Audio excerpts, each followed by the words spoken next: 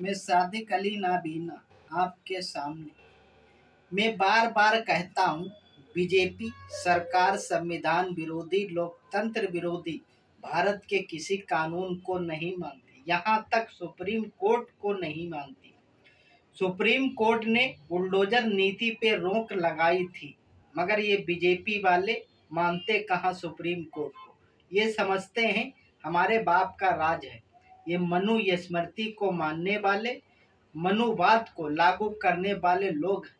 मध्य प्रदेश में बीजेपी की सरकार है। मोहन यादव मुख्यमंत्री हैं। मुस्लिम कौम की एक महिला जो विधवा थी, 70 साल की उम्र थी, हॉस्पिटल में गई हुई थी इलाज के लिए। वापस आई तो पता लगा उसका घर बुलडोजर से गिरा दिया, इल्लीगल बता के कि अवैध जमीन पर बना हुआ है।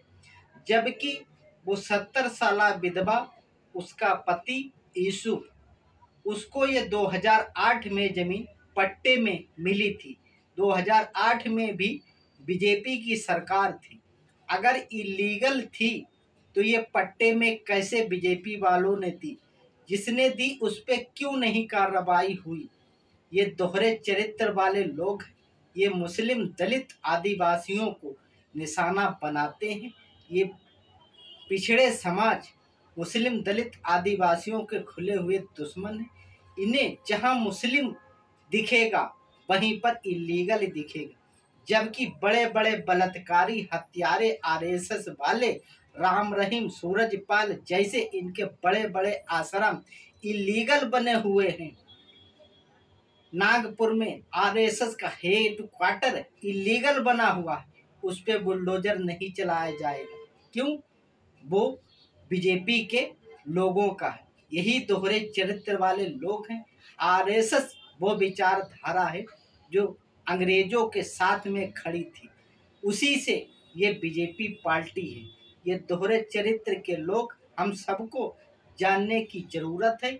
इससे हम सबको बचने की जरूरत है। ये बीजेपी सरकार भारत में नफरत फैलाना चाहती है, माहौल को खराब करना चाहती। अभी चंद दिन हुए शहजाद अली का घर तोड़ा गया इलीगल बता के, सुप्रीम कोर्ट पे ने फटकार लगाई, मगर ये बीजेपी वाले बेशरम इतने हैं, इन्हें शर्म कहाँ है।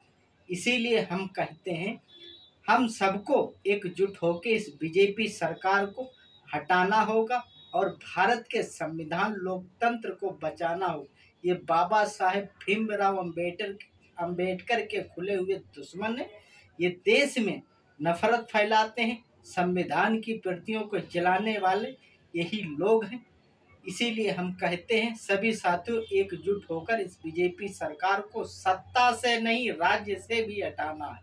हर जगह से हटाओ, जब ही हमारा देश सुरक्षित रह पाएगा। जय हिंद।